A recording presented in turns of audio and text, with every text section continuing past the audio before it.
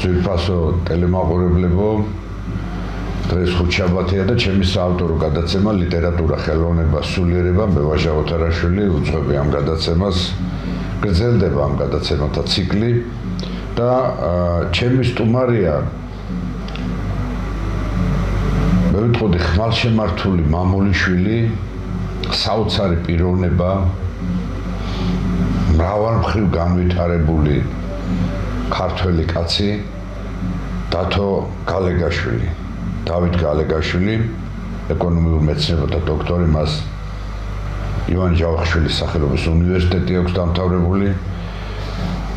კაცი, რომელმაც სახელმწიფო სამსახურების თითქმის ყველა მაღალი თანამდებობის პირი და მაღალი სტრუქტურა მოიარა, იყო ეროვნული ბანკის დეპარტამენტის უფროსი, იყო საქართველოს ფინანსთა მინისტრის მოადგილე, იყო საქართველოს საგადასახადო სამსახურის უფროსი, იყო სოფლის მეურნეობის მინისტრის მოადგილე. არ შეიძლება არ ვახსენო, რომ 1992-93 წლებში მთელი 20 წლის განმავლობაში ფაქტიურად ურთიერთობა ჰქონდა მსოფლიოს სხვადასხვა საფინანსო ინსტიტუტებთან.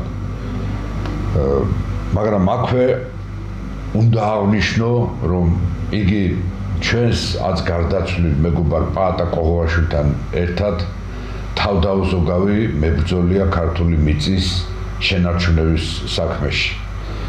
ჩვენ ერთად ვომობდით ქართული მიწის გაყიდვის წინააღმდეგ ამ დიდ ომში ერთად ვიდექით და კიდევაც ვდგევართ, აი ეს ორი კაცი დავრჩით, თუ შეიძლება ასე ვთქვათ, იმ დიდი ბრძოლებიდან, რომელიც ჩვენ გადავიყადეთ.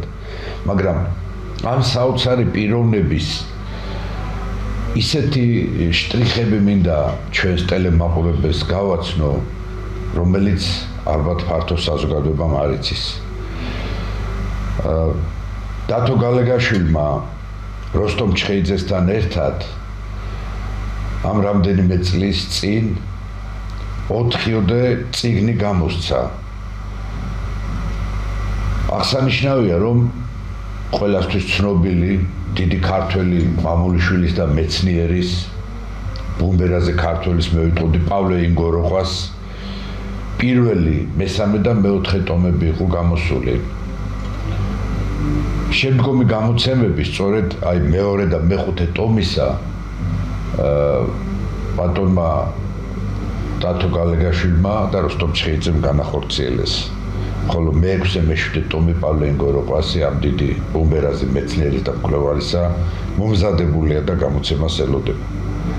ასევე გამოსცა პავლე ინგოროყვა რუსთაველიანას 4-ტომეული ამორეულმა. შემდეგ უკვე დათოს გამოცემა რამაზ პატარიძის ქართული ასომთავრულის შედარებით შემჭიდროებული ვარიანტი, რომლის პრეზენტაციაც მწერალთა კავშირში გაიმართა, რომლის თაობაზეც არაერთი ტელეარხი იტყობინებოდა. აი ბოლო წიგნი, რომელიც უკვე ხელთ მიფყრია და მე ჩვენს ტელემაყურებელს ვაჩვენებ, ეს არის შოთა რუსთაველის საიდუმლო ვინაობა. თანაც ეს არის პირველი ტომი. ძალიან დიდი საქმე გაკეთდა ამ მასალის შეკრებით და კვლევით. ამ პირველ ტომში, რომელიც დიდი ქართველი მეცნიერის და მამულიშვილის პავლე ინგოროყვას კვლევებით იწყება, ფაქტიურად დაწყებულია ძალიან დიდი საქმე ჩვენი გენიალური შემოქმედისა, რომელმაც ფაქტიურად მთელი მსოფლიო საკაცობრიო დონის საგანძურს უდიდესი დონის და უმაღლესი დონის სახელოვნებო ნიმუში შესძინა. ვეფხისტყაოსანი ეს არის ქართველი კაცისთვის ალბათ პასპორტიც, ეს არის სიამაყეც, ეს არის ქართველი ადამიანის ბიბლიაც და ეს არის ქართველი კაცის ალბათ რწმენით უფლისადმი აღვლენილი ლოცვა. მაგრამ თვითონ შოთა რუსთაველის გარშემო მისი ბიოგრაფიის, მისი შემოქმედების, მისი ცხოვრების მიჩქმალული მხარეების გარშემო უამრავი სამეცნიერო სტატია, უამრავი შრომა, დისერტაცია და ასე შემდეგ იმალება. აი სწორედ ყველა ეს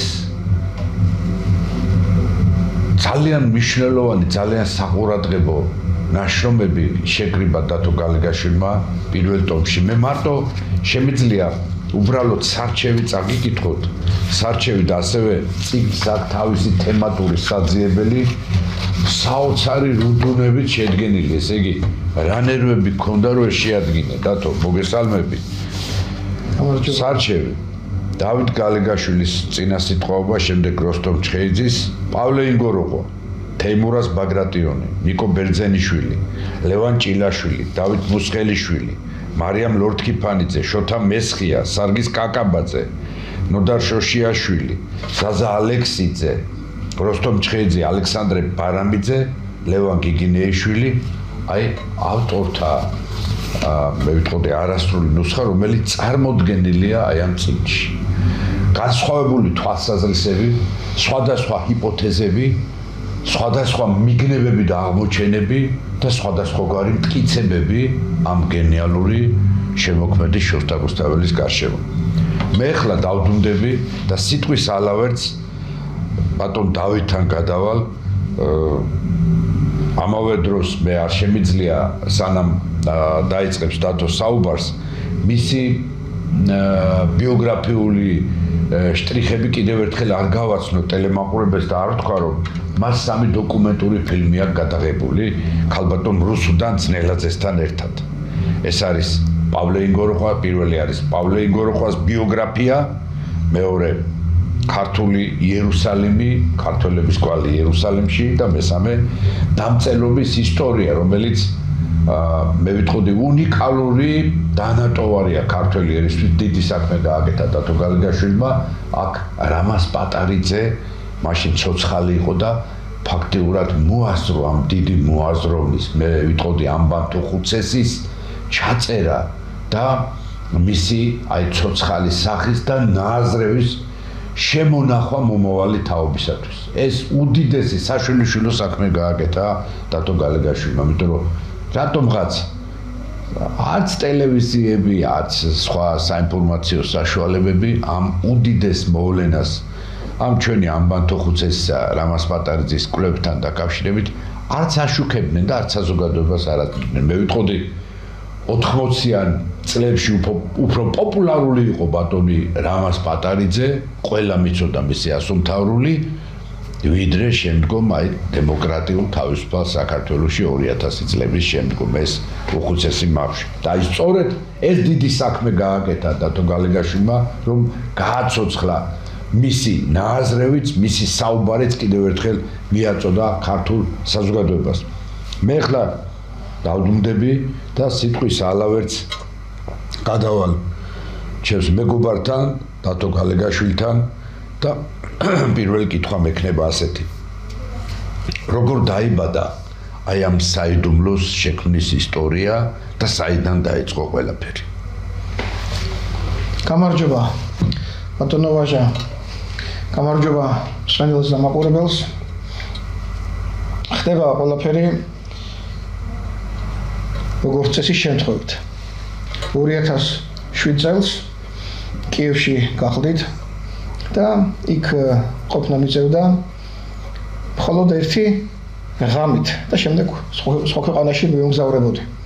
და ის ღამე აღარც იმდენი საშუალება არ იყო სასტუმროში მეცხოვრა და ერთ-ერთი კერძო ბინები რო ქირავდება ერთ-ერთ ასეთი ბინა მოკლედ დავიკავე და მეორე დილას უკვე უნდა წავსულიყავი ტრანსპორტით სხვა ქვეყანაში. და იქ როგორც საბჭოთა კავშირის ყველა ოჯახში იყო კარადა, სადაც ინახებოდა ძველი თუ ახალი წიგნები 10 წლების განმავლობაში. ბევრი კითხულობდა, ბევრი არ კითხულობდა.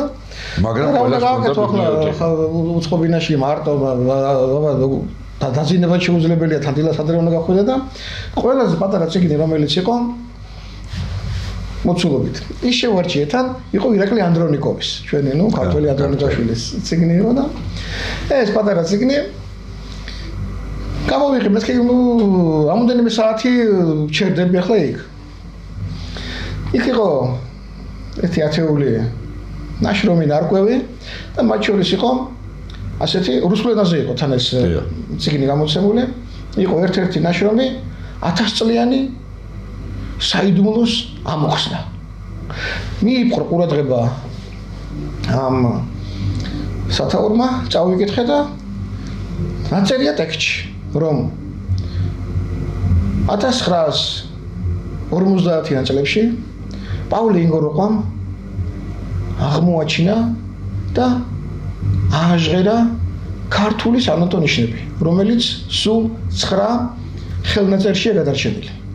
მათ შორის ყველაზე დიდი და მნიშვნელოვანი ეს არის მიქაელ მუდრიკილისა და კიდევ 8 მცირეოდენი ხელნაწერი. აქედან 3 წინასწრაზე იყო, 1 ათონზის თაზე და დანარჩენი საქართველოში 2 სვანეთში იყო, 1 ქობულეთში ინახებოდა, ესეა შემოგრებული. და სანოტონიშნები, რომელიც თან დართული აქვს ტექსტებს. დღემდე ითვლება, რომ ეს არის ამოუხსნელი. ცდილობენ, ეძებენ ჩვენი მუსიკოსები, ისტორიკოსები, რომ ეს სანოტონიშნები ამოიხსნას, დღესაც კი ეძახიან, რომ ეს არის ნევმები, ანუ ნეუმა ეს ნიშნავს როგორც დამწერლობაშია ასონიშანი და იეროგლიფი, ასევეა სანოტონიშნები და აი დო, რე, მი და ასე შემდეგ და იქაური იეროგლიფებს მოკლედ ქვია ნეუმა. ასეთი ნევმები პოვეს სხვათა შორის კარბელაშვილებმა დავით გარეჯიში და მერე ილია ჯავჯავაძემ დაბეჭდა თავისი ვერაში ამის თაობას. აღმოჩნდა, რომ ეს ჩვენი ნევმები არ არის.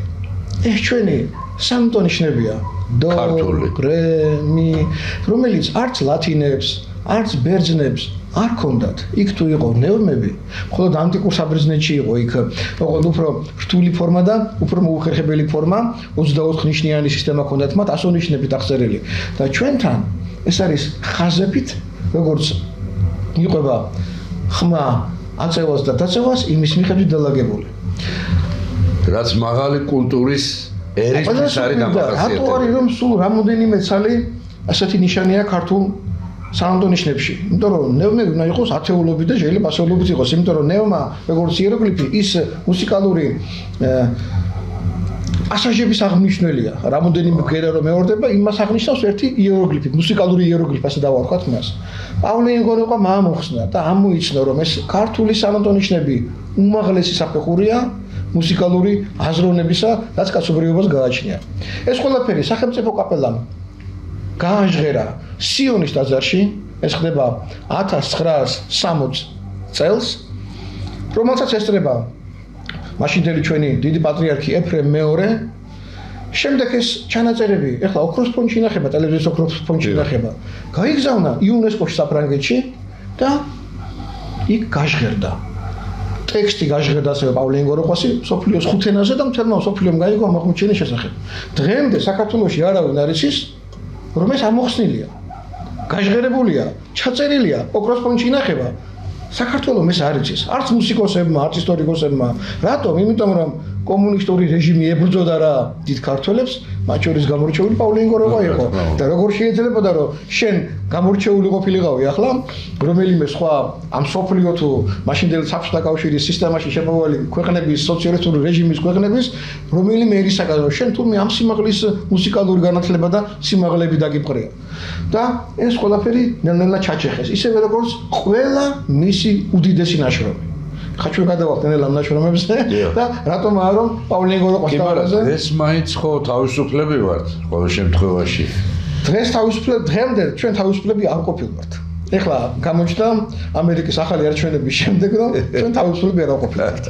და გაგვიჩნდა კიდევ ახალი შანსი რომ იქნებოდა ეხლა დავიწყოთ ნამდვილი თავისუფლების და დამოუკიდებლობის გამოჭედვა და წინსვლა. ასე რომ ჩვენ მოტყუილებულები აღმოვჩნდით რომ ერთი იმპერიისგან თავდახსნილებს თურმე უარესი იმპერიაში აღმოგვიჩენია თავი და ეს ამერიკელებმა თვითონ გითხრეს, რომ ჩვენ ეს აქამდე თქვენ თუ ეტყოდით ბატონო ვაჟა და ბატონო გოშვილი თუ ეტყოდით კოლონია ვართ მეთქი დასავლეთ ამერიკის გოშვილი ხოლმე თუ ეტყოდით თორე სხვა ადამიანები გადაცემაში თქვენთან ერთად ბევრჯერ ვთქვით ეს. კი ბატონო. ასე რომ დღეს ყოველ შემთხვევაში მეტი იმედია ქართველებისთვის, მათ შორის ჩემთვის, რომ აი ეს საკითხები, რომელზეც ჩვენ დღეს ვისაუბრებთ, ქართველმა საზოგადოებამ გაიგოს თავისი სიღრმეები, სიდიდეები, სიდიადეები, თურმე ვინ ყოფილვართ ქართველები და როგორი ქვეყანა და სახელმწიფო გქონია. მოსავლელიც და შემდეგ ასაშენებელიც. აი ესე დაიწყო ეს ყველაფერი ისტორია პავლინ გოროყოსთან დაკავშირებით. ახლა ნახე კაცო, გამიკვირდა მეთქი რომ გონია რაღაცა საკითხული მაქვს, ეს როგორ არ ვიცოდი მეთქი. ეს ციგნი ამ ბინის პატრონისგან იმ დილას რომ მოვდიოდი, ვიყიდე 3.5 ლარად რო გადმოვიყვანოთ უკანონო ფული ჩვენ. ძველი ციგნი იყო, მაგრამ ახლა წარმოვიდგინეთ ის ციგნი როგორ იმასაც გაეხარდებოდა რომ კიდე ფული გააკეთა. რელიკვია სახში მაქვს, მაგრამ ყოველ შემთხვევაში ჩამოვედი, ჩემ მეგობრებს ვთხარი არ იცოდნენ. მე მოვზებნე მეგობრები, ჩემი რომლებიც მუსიკით არიან დაკავებული, მათაც არ იცოდნენ პავლინ გოროყოსი ეს აღმოუჩერია. მე მოვზებნე მუსიკოსები, კომპოზიტორები, აკადემიკოსები, მათაც არ იცოდნენ. და ბოლოს გადავიღებ დოკუმენტური ფილმი, სადაც თავარი კომპონენტი პავლინ გოროყოს ბიოგრაფიიდან სწორედ ეს სანოტო ნიშნების ამოხსნაც იყო.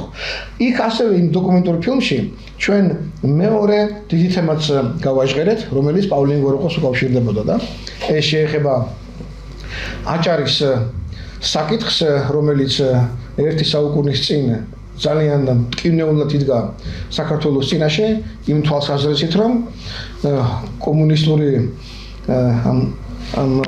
კომუნისტური ფაშიზმის დამამკვიდრებლებმა ლენინის ხელმძღვანელობით ლენინის და ტროცკის ხელმძღვანელობით მაშინ გადაწყვიტეს რომ ნახევარი საქართველოს ჩამოეჭრათ და გადაეცათ სხვა ქვეყნებისთვის მათ შორის თურქეთს შეხვდა ტაო-კლარჯეთის დიდი ნაწილი და ასევე აჭარის მაშინ ბათუმის ოლქი ერქვა იმ ტერიტორიას ბათუმის ოლქი 4 მთავარი ფაქტორია რატომაც მოხდა რომ აჭარა დაინარჩუნა საქართველოს როგორც ეს ტერმინია დამკვიდრებული აი აჭარული კილოთი რომ ვილაპარაკოთ ამ დანარჩუნებაში უპირველესი რა თქმა უნდა ეს ქართველობის უძვირფასესი ნაწილი აჭარულები არიან რომლებიც მხოლოდ ისინი გამრავლდებიან დღეს საქართველოში და ქართველების გენეტიკის გამომავლებლები ისინი დაგვრჩნენ სხვა კუთხეებთან შედარებით ისინი შობენ მეც ვიდრე ჩვენს უყოლანი სხვები ეს იყო პირველი მთავარი ფაქტორი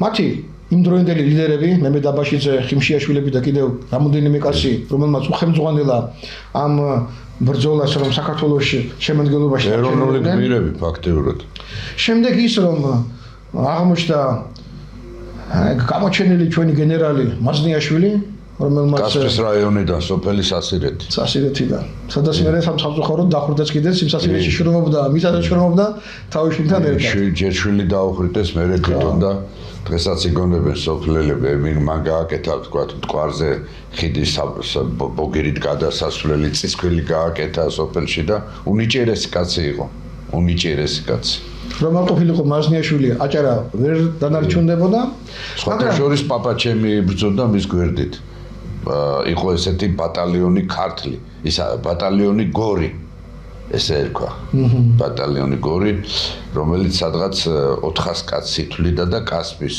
გორის ხაშურის და ქარელის რაიონების მებრძოლები საქართველოს გული და ცენტრი ეგ ტერიტორია ქართლი ნამდვილი ქართლი სწორედ ახლა თქვენ ჩამოთვალეთ ბატონო ვაჟა მაგრამ მიუხედავად ამ სამი მთავარი ფაქტორისა აღმოჩნდა რომ თურქები მოითხოვდნენ ბრესტ-ლიტოვსკის ხელმოწერილი დოკუმენტის აღსრულებას და საბჭოთა კავშირის წაუყენეს მოთხოვნა რომ თქვენ ნახან ხელი მოაწერეთ და თან გვაწებობდა დიდი ბრიტანეთი არ დავიწყოთ ბრიტანეთის უდიდესი მხარდაჭერა პოპულისტებს მიღმა როლი უდიდესია ჩვენი ლორეს დაკარგვის გამო იგივე აჭარასთან მიმართებაში და მან ბრიტანული ჯარებიც იდგა. შემდეგ ისინი რომ გავიდნენ, მაშინ დაიკავეს თურქები. და სწორედ ამ დროს ლენინს პრაქტიკულად არ შეეძლო რომ უარი თქვა თავის ხელმოწერაზე და შეიქმნა კომისია, რომელშიც მონაწილეობდნენ თურქეთის სახელმწიფოს წარმომადგენლები და მაშინდელი საბჭოთა კავშირის წარმომადგენლები და იქ შეიყვანეს ძალიან ახალგაზრდა მეცნიერი პავლინ გოროვა, რომელიც მანამდე 10-იან წლებში მონაწილეობდა ტრაპიზონის, კონსტანტინოპოლის კონფერენციებში ასეთი მიწასთან დაკავშირებული საკითხების განხილვის დროს, იმიტომ რომ მისი ცოდნა ჯერ კიდევ ახალგაზრდა კაცისა იყო შეუფასებელი და უაღრესად დიდი, ვიდრე სხვა ჩვენი თუნდაც მაშინდელი მეცნიერებისა. იქ ამ კომისიის ხდომაზე პავლე ინგოროყვამ დააყენა არგუმენტი შემდეგნაირი, რამაც საბოლოოდ გადაწყვიტა კიდეც, რომ აჭარა ეკუთვნოდა საქართველოს. და რა იყო ეს არგუმენტი? ის რომ მაშინდელი საზღვარი ბრესტ-ლიტოვსკის ზავით გაივლო მდინარე ჭოლოკ, ასე ეწერა ჭოლოკ, ოღონდ ვინაიდან თურქულ ანბანში არ არსებობს ასობგერა ჭ და კიდევ სხვა ასონიშნები, რომელიც ჩვენ ქართულებს გაგოცნიათ, პავლე ინგოროყვამ დაამტკიცა და მხოლოდ მან დაამტკიცა, რომ აქ ჭოლოკი კი არ გულისხმება ქობულებთან ახლოს ყოფი, არამედ ჭოროხი. და ეს არგუმენტი და გახდა მეოთხე და ერთ-ერთი მთავარი გამსაზღვრელი აჭარის შენარჩუნება დანარჩუნებისა საქართველოში. ამას კიდევ წინა დიდი ისტორია უძღვის, მაგრამ ახლა გადაცემაში ჩვენ ამას ვეღარ მოვასწრებთ, თორემ მოვუყებოდია ჭოლოკთან დაკავშირებულ თემატიკას, რომელიც მანამდე მე-19 საუკუნეში ანალოგიურად იდგა და მაშინდელი რუსი გენერლების უცოდინარობის გამო დარჩა კიდეც აჭარის გათავისუფლებამდე თურქეთის იმპერიაში, ოსმალეთის იმპერიაში. ხო, და ვინაიდან პავლე ინგოროყვას დღეს საქართველოს პრაქტიკულად არ იცნობს, გარდა თქვენაირი სამშობლოსთვის გულანთებული ადამიანებისა და რამოდენიმე კიდევ დიდი მეცნიერისა, ამიტომაც მე და ქალბატონმა რუსი კოცნელაძემ გადავწყვეტეთ და ეს ფილმი დაახლოებით 17 წელი გავიდა მას შემდეგ, რაც გადავიღეთ და კიდეც ბევრჯერ ვაჩვენეთ ტელევიზიით. მაგრამ ახლა ეს შესავალი გამოგვივიდა ჩვენი ამ წიგნისა, რომელიც კითხვაში გაისმა ბატონო ვაჟა. ამის შემდეგ უკვე გავეცანი პავლე ინგოროყვას სხვა დიდ შრომებსაც, მათ შორის გიორგი მერჩულეს, რომელიც პავლე ინგოროყვას 7 ტომეულის გამოცემის დროს საბჭოთა კავშირმა მეორე ტომში არ დაბეჭდა. დაიბეჭდა პირველი, მესამე, მეოთხე ტომები, მაგრამ მეორე ტომში, რომელიც უნდა შესულიყო გიორგი მერჩულეს პირველი პოლიტიკური ნაწილი, 600 გვერდიან წიგნზეა საუბარი, ის არ შეიყვანეს. რატომ არ შეიყვანეს? იმიტომ რომ იქ პავლე ინგოროყვა საოცარი ისტორიული ნაშრომით ამტკიცებს ქვემო ქართლის, ტაო-კლარჯეთის და უპირველეს ყოვლისა აფხაზეთის ქართულ ნამდვილ ქართულ სინამდვილეს. და ამ წიგნის წინააღმდეგ კრემლის მიერ წასისინებული აფხაზი თუ სომეხი მეცნიერები, ეს ხდება 1954 წელს, შეკრებენ ამ წიგნს და აწვავენ მას სოხუმის ცენტრში. იმდენად დიდია ამ წიგნის ისტორიული მნიშვნელობა გიორგი მერჩულესი, რომ ასეც გადავწყვეტეთ ისო მე და ბატონმა როსტომ ჩხეიძემ და მეორე ტომი, რომელიც უნდა დაბეჭდილიყო 1964 ან 3 ან აი ამ პერიოდში წლებში, ჩვენ ეს გამოვეცით 12 წლის წინ მეორე ტომი და ამით შევავსეთ ეს პავლე ინგოროყვას 7 ტომეული. და გიორგი მერჩულეს საკითხთან დაკავშირებით მე შემიძლია ასეთი რამ ვთქვა, რომ დღეს ყველა აფხაზმა, მათ შორის სკოლის მოსწავლე აფხაზებმაც კი იციან პავლე ინგოროყვას გიორგი მერჩულეს არსებობა. და ამისი შიში აქვთ უზარმაზარი, როგორც კი პავლე ინგოროყვას სახელს გაიგებენ, ისინი მას ეტაკებიან პირდაპირ, იმიტომ რომ ყველაზე დიდი სიმართლე იმ წიგნში წერია. ქართველმა ბავშვებმა კი არა, აღარც ერთმა თაობამ შეიძლება ასეულმა კაცმა მეცნიერმა იცოდეს ამის შესახებ. ეს სკოლის პროგრამაშია შესატანი პავლე ინგოროყვა. ორი აზრი არ არსებობს, რაღაც სისულელებით როა გამოტენილი ისტორიის წიგნები, აი ეს უნდა შეიტანონ ეს, რაც ზუსტად ქართულ ეროვნულ ცნობიერებას აძლიერებს და ჩვენ ისტორიის მინალურ და მიჩქმალურ მხარებს წინსწევს. მათ შორის კიდევ არიან დღევანდელ დღესაც კი ქართველი ისტორიკოსები, რომლებიც პავლე ინგოროყვას ისევ ებრძვიან, როგორც კომუნისტების დროს კრემლის და მაშინდელი უშიშროების სტოვრები ებრძოდნენ. დღესაც კი გრძელდება ეს ყველაფერი. ეძახიან პავლე ინგოროყვას ფანტაზიორს, რომ ეს არასტორიის შრომები იყო და ასე ხდება საქართველოს უკან დახევა ბატონო ვაშა. ამიტომაც გამოვიჩარა ეს წიგნი, შემდეგ მე და ბატონმა როსტომ ჩხეიძემ კიდევ გამოვეცით პავლე ინგოროყვას რუსთველიანას ეპილოგი 4 ტომად, სადაც წარმოდგენილი არის პავლე გოროყვას ერთ-ერთი ძირითადი ნაშრომი შოთა რუსთაველის ბიოგრაფიის შესახებ. რამაც თავის მხრივ გამოიწვია 100-წლოვანი ბრძოლა საქართველოს საუკეთესო მეცნიერებს, ისტორიკოსებს, ლიტერატორებს შორის და ეს პავლე გოროყვას ასე თქვათ წარმოდგენილი ვარაუდი ჰიპოთეზა თუ სინამდვილე ასევე დასამარდა რის გამოც ჩვენ ქართველებმა არ ვიცით თუ ვინ არის შოთა რუსთაველი და შემიძლია მე გავაგრძელო უკვე გადავიდე პასუხზე რაც თქვენ კითხეთ ბატონო ვაჟა რა არის ამ წიგნის პირველი ტომისა და კიდევ გამოსაცემად გამზადებული ორი ტომის მთავარი შინაარსი არ მინდა და ყოფილიყავი სუბიექტური ამიტომ ასეთი გზით გადავწყვიტე სვლა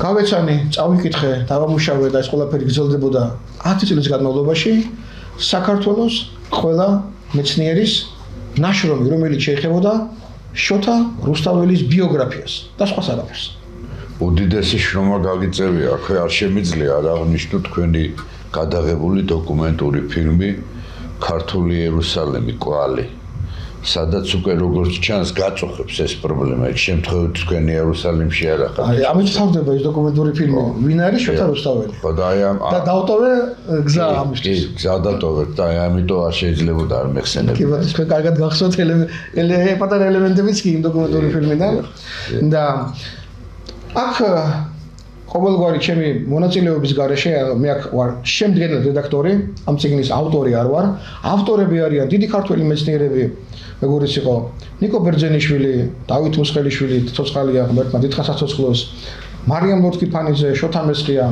ალექსანდრე ბარამიძე და კიდევ აქ 13 ავტორია შესული თეიმურაზ ბაგრატიონი და კიდევ არიან ისტორიკოსები რომლებმაც შეიძლება ითქვას ურთიერთ ჭიდილში სამეცნიერო ასპარეზია საოცარი ჯახია იცი მე საოცარი ბრძოლა აი მე არ ვიცი ხა მე კიდევ ერთხელ მინდა ჩვენს ტელემაყურებელს ვაჩვენო ბატონ დავით გალეგაშვილის მიერ შედგენილი აი ეს სქელტანიანი პირველი ტომი სხვათა შორის ორი ტომი კიდე გამოვა შოთა რუსთაველის საიდუმლო ვინაობა რომ უფრო კარგად გამოჩნდეს შოთა რუსთაველის საიდუმლო ვინაობა აქ იმდენ აზრთა სხვადასხვაობას და ასევე უმაღლესი დონის მეცნიერულ მსჯელობას და კვლევას დაინახავთ. აი მე ვიტყოდი მეცნიერული თამასა კვლევის არის ძალიან მაღალ დონეზე. ძალიან მაღალ დონეზე და ხანდახან შეიძლება გაკვირდეთ როგორ ეწინამდეგება ერთი კვლევა მეორეს და როგორ კითხვის ნიშნებს ბადებს. ეს საოცარ ძალიან დიდი საქმე გააკეთებათ. ძალიან დიდი საქმე, იმიტომ რომ ფაქტიურად დღემდე აი ესეთი კლასიკური დონის რეზიუმე შოთა რუსთაველის ვინაობის შესახებ ვერავინ ვერ შეძლო. აი თავისუფლებას აძლევ მკითხველს, მკვლევარს, მეცნიერს, რომ თავისი აზრი ჩამოუყალიბდეს ამ ბუმბერაზი ქართველი გენიოსის შესახებ. აქ ჩანს რომ თვით პავლე გოროყვას კი არ არის უშეცდომო. ისტორია თქვენ დიდი ისტორიული ნაშრომები გაქვთ გამოცემული ბატონოვაშა მე საკითხული მაქვს თქვენი ნაჩუქარი წიგნის და კიდევ არანაჩუქარი თქვენი წიგნები და იქ როგორი შრომაა ჩადებული გიორგი სააკაძის ბიოგრაფიაზე მე ეს ძალიან მომწონს და ისეთი რაღაცა გამოვიკითხე რომელიც სხვა წიგნებში არ მინახია მაგალითად და იქ ჩანს რომ ისტორიკოსობა არ ნიშნავს უშეცდომობას. რა თქმა უნდა. ეს ყველაფერი აი ამის პრინციპად ჩამოვთვალე ამ დიდი მეცნიერების შეცდომებზეა ჭეშმარიტებისკენ მიმავალი გზა. მაგრამ მე არ მივეცი ჩემ თავს იმის უფლება, რომ აქ რაიმე ჩემი პოზიცია დავაფიქსირებინა.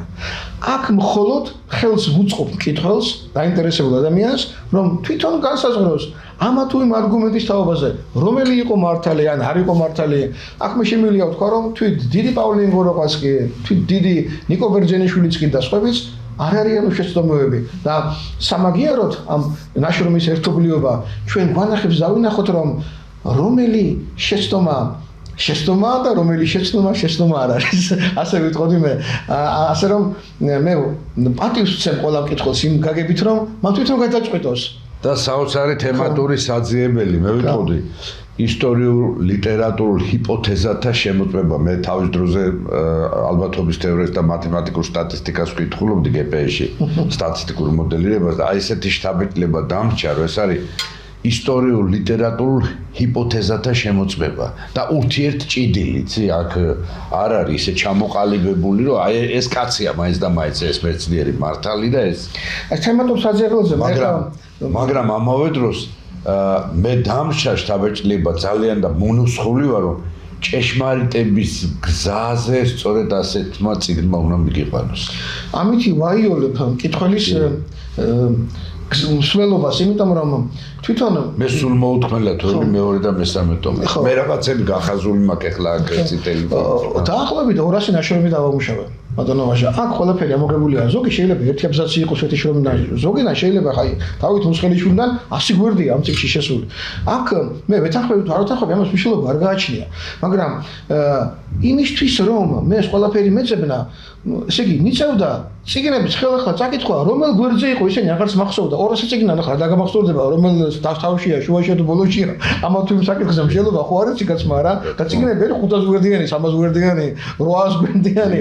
ამიტომ მინდა მე ეს მიჭირდა, მივხვდი რომ გასაკეთებელი იყო და ამას დავარქვი თემატური საძიებელი, რომელიც ქართულ შრომებში მე არ მინახია. არც ყველგან არ მინახია ამდენი საკითხული. ეს დიდი ინოვაცია, არც მე არ მინახია. ხო, არ მინახია და მივხვდი რომ უნდა გაუიოლო მკითხველს და ეს შრომები არ იკითხოს მოკლედ ბევრჯერ და თავიდან. ამიტომ მე ამ წიგნს ავიღებ და გავაცნობ რომ ამ თემატიკას რომელზეც შემდეგ მითითება გავაკეთებ. აი თემატური საძიებელი შერჩეულია თემები.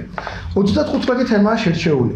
რის გარშემოც მიდის ნამდვილი სამეცნიერო პოლემიკა. ბრძოლა, პოლემიკა. ვინ რას საიდან როგორ ხედავს. ამიტომ აი ჩამოვთვლი ზოგიერთ მათგანს რომ წარმოიდგინოთ 10 თემებზეა საუბარი. აქ მიდის ბრძოლები, აქ მე მიწერია შემდეგ ნაშრომის ნომერი, რომელი ნაშრომია და ამ ნაშრომში რომელ გვერდებზეა ამ თუ იმ თემაზე საუბარი. მაგალითად, ძველი საქართველოს სახელმწიფო ტერიტორია მე-12-მე-14 საუკუნეებში და მისი ადმინისტრაციული დაყოფა სამხარეო ერთეულებად. ერისთავთი, საქართველოს მთავრობა, სავაზირო, გვარეულობები, დარბაზი. კიდევ ახალი თემა, ჰერეთის ბაგრატიონების შტო. კიდევ ახალი თემა, სახელი შოთა, არის თუ არა საგვარეულო სახელი ჰერეთის ბაგრატიონთა. ჰერეთის ბაგრატიონები არიან თუ არა ბაგრატიონები.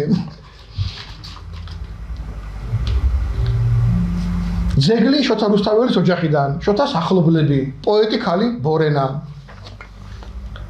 ბორენას ლექსი, ორი რუსთავი, ჰერეთისა და მესხეთ ჯავახეთისა. მაგალითად, რომელი რუსთავიდანაა? შოთა რუსთაველი, ის რომელიც ახლოა თბილისთან თუ რომელიც მესხეთშია. ამ საკითხზე დიდი ბრძოლაა გამართული.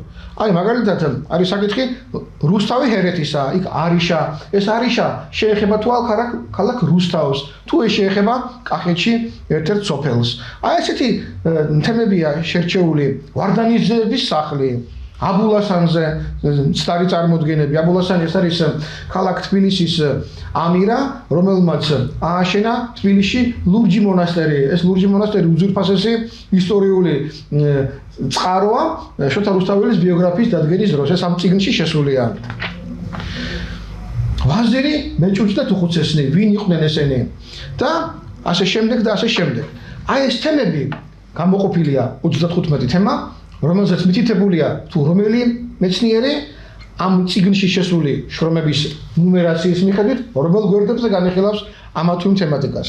ერთი მე შემინდა თქვა რომ ეს წიგნი გაყიდვაში არ არის. დაიბეჭდა მცირე ტირაჟით, სულ 150 ცალია გამოცემული და ის რიგდება მხოლოდ ბიბლიოთეკებში, უნივერსიტეტებში, მეცნიერებათა აკადემიაში, ისეთ მნიშვნელოვან ადამიანთან, ვინც თავის სიტყვით შეეწევა ამ წიგნის გახმაურებას, როგორც ბატონი ვაჟა ოთარაშვილი გახლავთ და ყოველ შემთხვევაში ამ სამი ტომის გამოცემის შემდეგ შეიძლება უკვე დაიბეჭდოს კიდევ ერთხელ, ის უკვე შეიძლება გაყიდვაშიც გავიდეს. მანამდე ამ წიგნს ამ შემთხვევაში გააჩნია მხოლოდ სამეცნიერო ხასიათი. რაც შეეხება აი ვაზირ მეჭუჭ და თუხუცესებს. ეხლა მე შემიძლია ესეთი საინტერესო ელემენტი შემოვიტანო მსჯელობაში. მაგალითად, რა იციან ქართველებმა შოთა რუსთაველის შესახებ? მე გეტყვით ბატონო ვაჟა, ყველა ქართველმა იცის, რომ ვეფხისტყაოსნის ავტორს ჰქვია სახელი შოთა. ეს ერთი ცნობილი, ყველასთვის ცნობილი. მეორე, რომ მისი ზედწოდება არის რუსთველი, რუსთაველი, ეს ნიშნავს, რომ ის წარმოშობით ან როგორც ფლობელი დაკავშირებულია დასახლებულ პუნქტთან რუსთავი. უკვე ჩვენ გვაქვს ორი ინფორმაცია შოთა რუსთაველზე. მესამე, ჩვენ გვაქვს მისი გამოსახულება ფრესკაზე იერუსალიმში, ჯვრის მონასტერში, რომელიც ციგნის გარეკანზეა, სწორედ იქიდან არის აღებული. რომელიც ჩვენმა დიდმა ქართველებმა აღმოაჩინეს 60-იან წლებში ირაკლი აბაშიძემ, გიორგი წერეთელმა და აკაკი შანიძემ.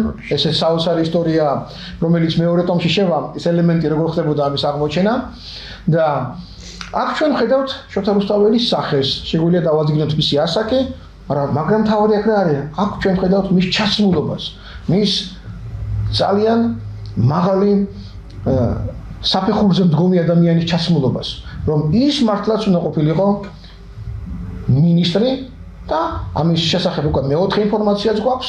იქვე იერუსალიმში არის აღაპთა წიგნი, მოსახსენიებელი ქართველი მოღვაწეებისა, სადაც შოთა რუსთაველიც მოიხსენიება და ამ წიგნში წერია აღაპთა წიგნში, რომ შოთა რუსთაველი იყო მეჭუჭლეთ ოხუცესი, მაშინდელი საქართველოს ფინანსთა მინისტრი. გვაქვს 4 ინფორმაცია. შოთა, სახელი, რუსთველი, თანამდებობა და ის რომ არის მაღალი თანამდებობის პოზიციის ფლობელი ადამიანი. ახლა სულ რომ არც ერთი მეცნიერი არ წაიკითხოს ადამიანმა ბატონო ვაჟა და გაყვეს ამ 4 ცნობას მხოლოდ. არ წაგვიკითხე არც ეს ციგნი, არც ვინ ჩამოუთვალეს მეცნიერები, არ წაგვიკითხე არაფერი. მაგრამ შეგვიძლია ლოგიკური მსჯელობით ასე ვიმსჯელოთ. ვინ ინიშნებოდა საქართველოს მინისტრებად შოთა რუსთაველის ეპოქაში? დავით აღმაშენებლის დროიდან დაწყებული, გიორგი ბრწყინვალის დროით დამთავრებული. 300 წლის განმავლობაში საქართველოს 78 მინისტრია ცნობილი. ამ 78 მინისტრიდან აბსოლუტური უმრავლესობა 73 ინიშნებოდნენ ერისთავთა საგვარეულოდან.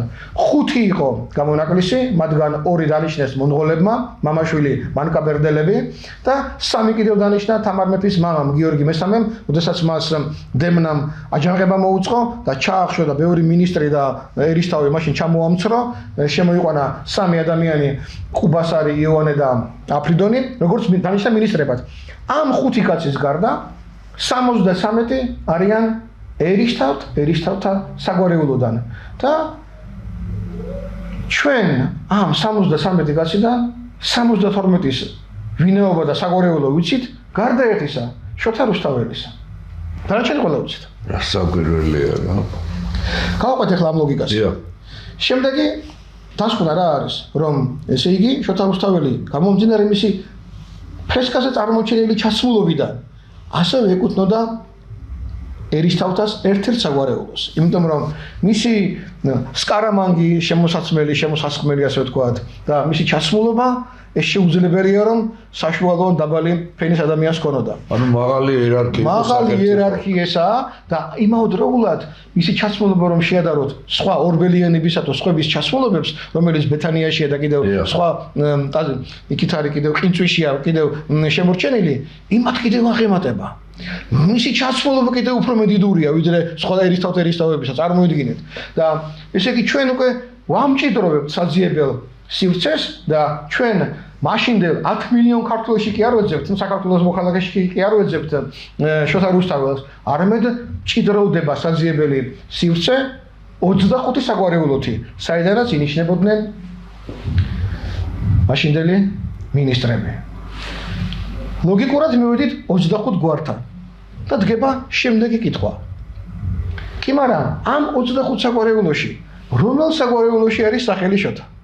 ასეთი მარტო ერთადერთია, სადაც შოთა პირველია, შოთა მეორე და შოთა მესამე, სამი შოთა ფიქსირდება დავით აღმაშენებლის დროს, გიორგი მესამის დროს და თამარ მეფის დროს. სწორედ აი ეს შოთა შეიძლება რომ იყოს უცად შოთა რუსთველი.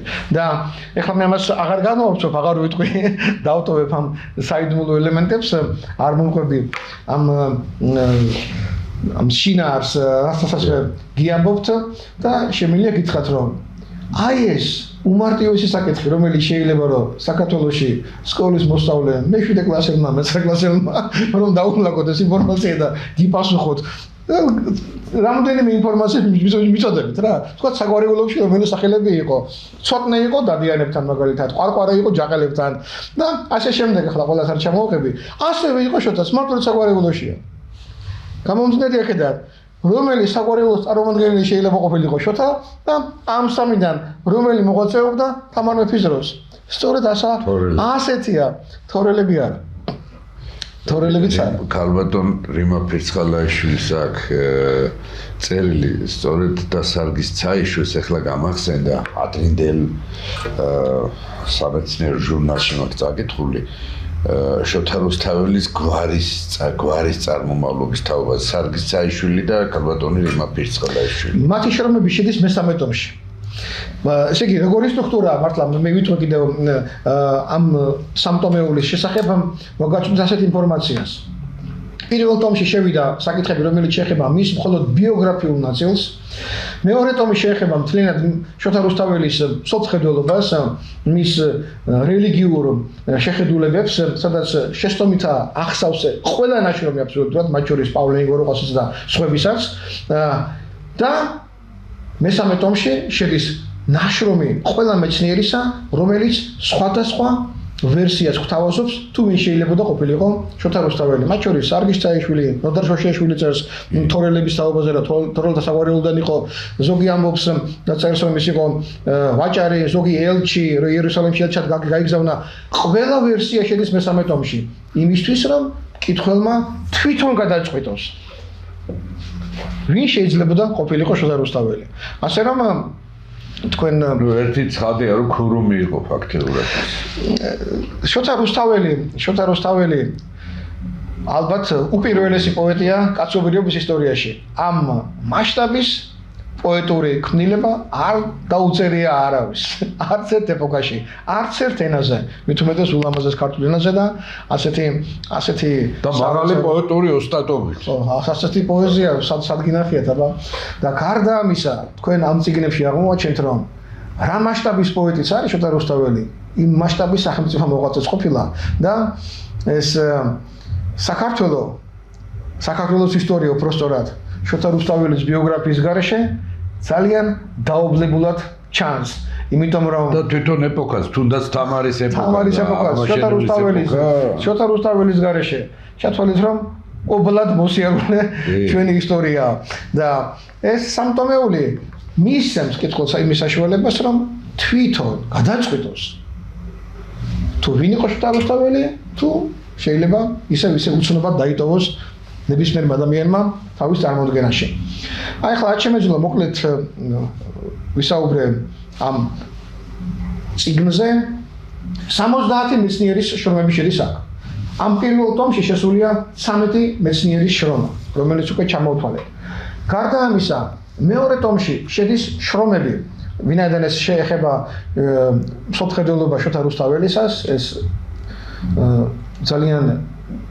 ძალიან საინტერესო შრომები მიუძღვეს მათ საქართველოს სამმა პატრიარქმა, კალისტრატემ, ეფრემმა და ჩვენმა დღევანდელმა პატრიარქმა, კათოლიკოს პატრიარქმა ილიამ მეორემ, რომელიც მაშინ როცა ამას წერდა იყო ეპისკოპოსი, 60-იან წლებში წერდებოდა ეს შრომები, სადაც დადასტურებულია, რომ შოთა რუსთაველი ეს არის ნამდვილად ჭეშმარიტი მართლმადიდებელი ქართველი ადამიანი.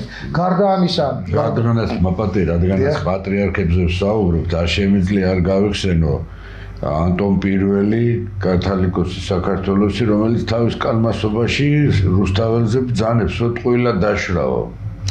აი ბატონო ვაჟა, ამ ნაშრომებიდან გული გეთქინება ისე. მე გეტყვით კიდევ რა შეცდომებია გაპარული.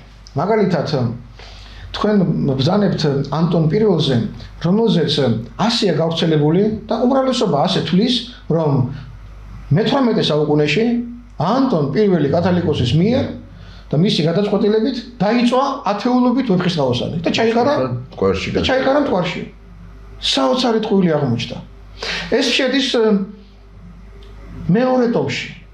და ეს აღმოჩენა შესანიშნავი აღმოჩენა გაკეთებული აქვს გურამ შარაძეს. გურამ შარაძემ დაადგინა რა?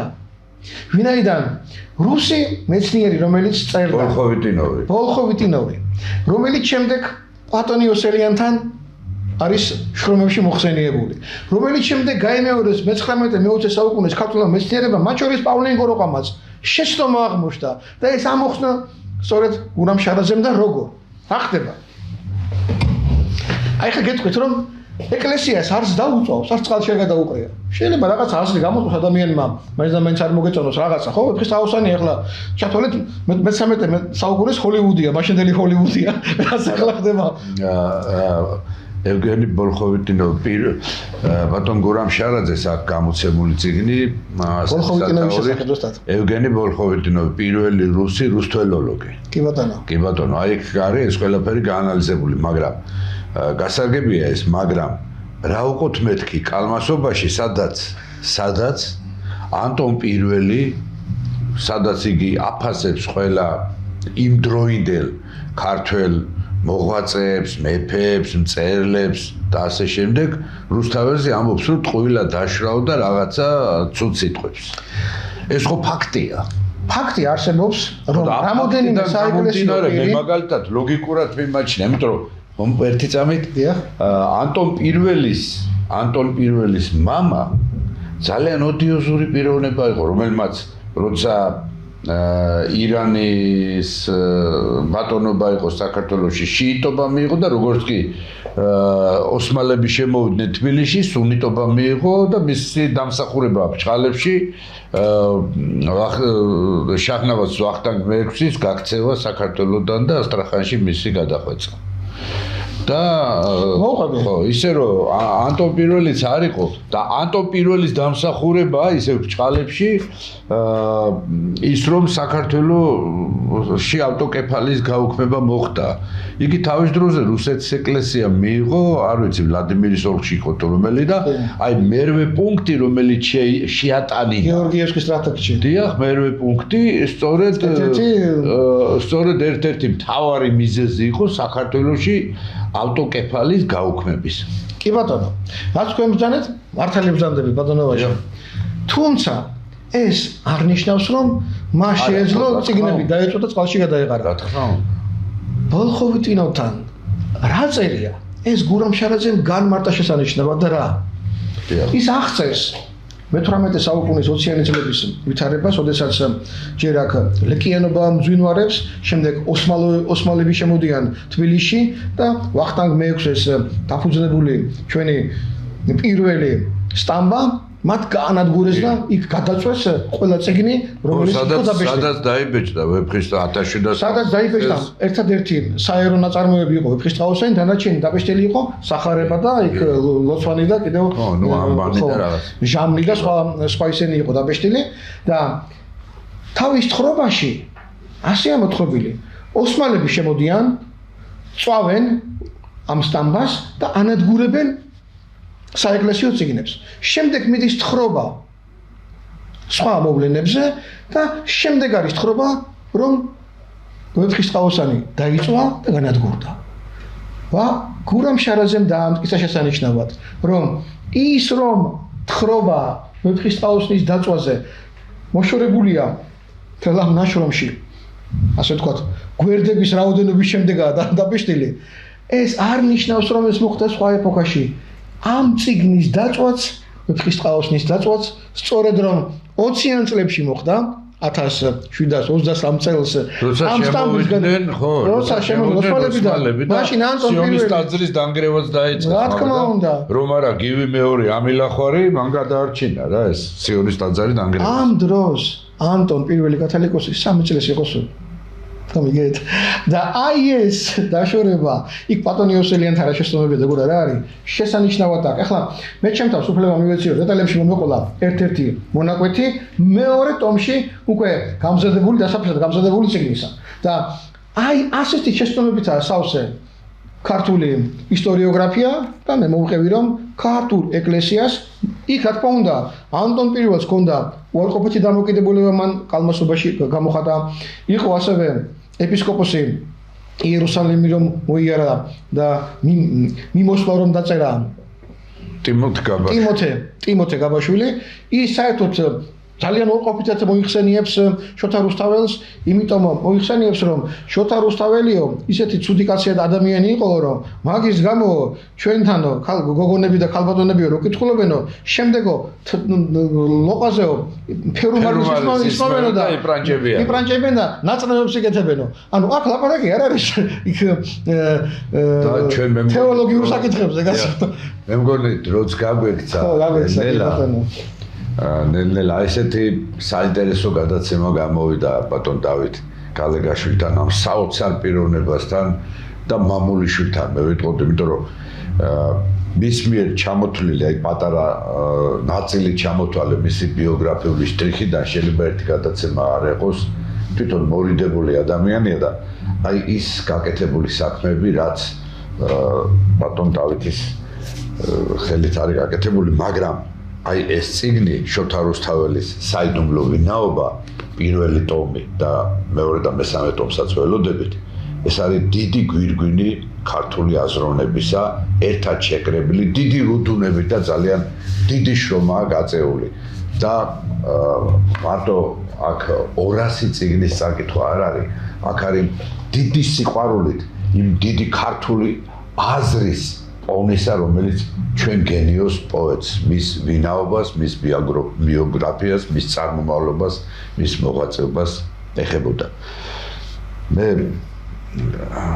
გემშვიდობებით ჩვენი გადაცემა დასასრულს მივახლოვდა, ჩემი სტუმარი იყო, ძვირფასი სტუმარი იყო ეკონომიკურ მეცნიერებათა დოქტორი ბატონი დავით გალეგაშვილი, მე ვაჟა უთარაშვილი, მომავალ ხუთშაბათამდე გემშვიდობებით, ნახვამდის კარგად გრძანდებოდეთ, ჩემო ქართველებო.